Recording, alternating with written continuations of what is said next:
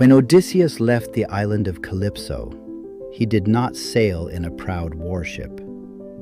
He sailed alone, on a sturdy wooden raft of straight-cut logs, with a simple white sail, baskets of food at his feet, and hope in his heart. For 18 days the sea was kind.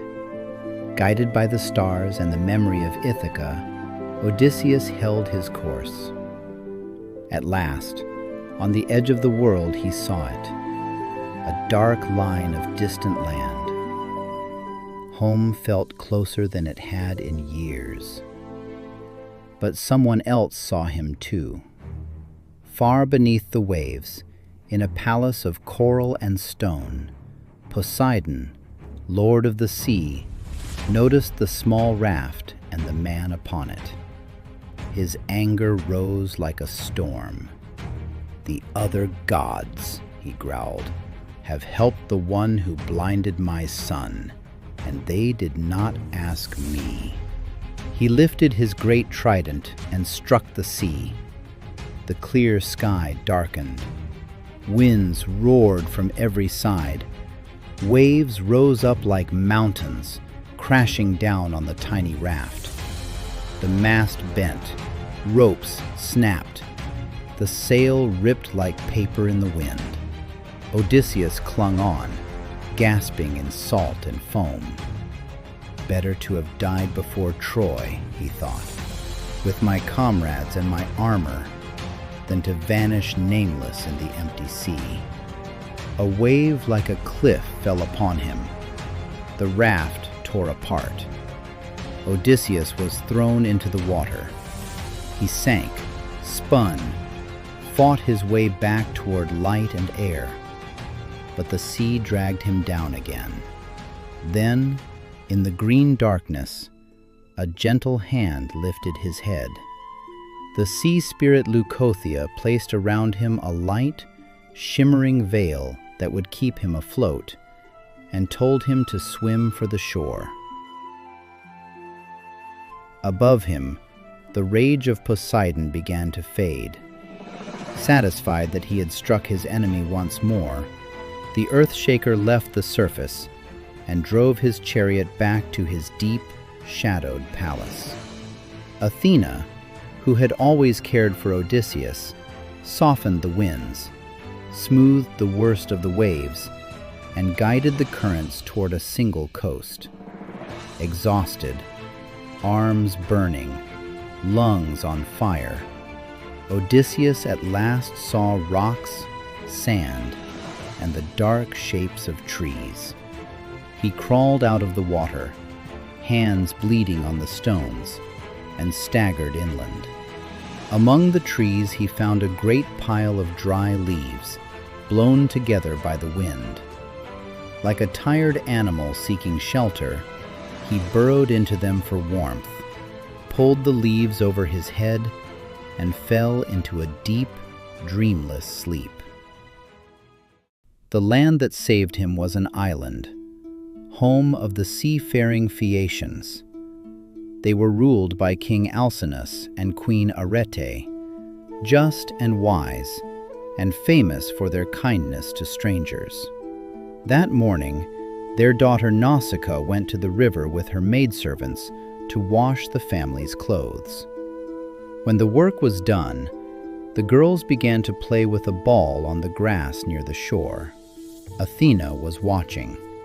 With a light, unseen touch, she sent the ball sailing too far. It splashed into the river. The girls cried out all at once.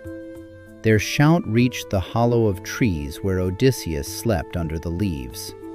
He woke in confusion, aching, exhausted, wrapped in salt and seaweed. He pushed aside the branches, broke off leafy boughs to cover himself, and stepped out from his hiding place. The girls saw a wild, unknown figure, a shipwrecked stranger covered in foam and dirt. They screamed and ran. All but one. Nausicaa stood her ground. Athena had placed courage in her heart. Odysseus stopped at a respectful distance. "O princess," he said, "whoever you are, have mercy on me. Give me cloth to cover myself, and water to wash the salt away, and may the gods grant you all your wishes." He spoke wisely and with respect. Nausicaa listened. Her fear turned to pity. "Do not be afraid," she said to her servants. "This man comes here by the will of the gods." They brought him clothing, oil for his skin, and food. Odysseus washed in the river, scraped the salt from his hair, and dressed himself. Though thin and worn, he now stood straight, a king again. Nausicaa watched him with quiet admiration. "Come with us," she said. "I will guide you near our city." At last, he stood in the great hall of the Phaeacian king. He slipped through the crowd and knelt at his feet. "King," he said, "I am your suppliant. I ask for shelter and a way to return to my distant home." Alcinous rose, took Odysseus by the hand, and raised him up. "Stranger," Alcinous said, "whoever you are, you will sit at my table as an honored guest. We will feed you, clothe you, and give you rest. When you are ready, our ships will carry you across the sea." That night, a great feast was held. Meat roasted, wine flowed, and into the hall came the blind bard Demodocus. He took up his lyre and sang.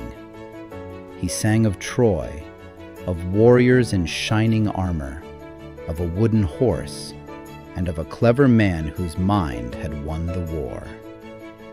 As the song filled the hall, the Phaeacians listened with joy. But one man sat with head bowed, covering his face. Odysseus listened, and every note brought back the past, his comrades, his victories, the smoke of burning Troy. Silent tears fell onto his hands. Alcinous saw. He leaned forward on his shining throne. "Stranger," he said gently, "this song brings you sorrow. Tell us your name. Tell us who you are, and what storms have brought you to our shores." Odysseus lifted his head. "I am Odysseus," he said, "king of rocky Ithaca. If you wish it, I will tell you how I came from the ruins of Troy to sit at your hearth." All night the Phaeacians listened as Odysseus told his tale of his long journey and all he had endured. By dawn, Alcinous had decided.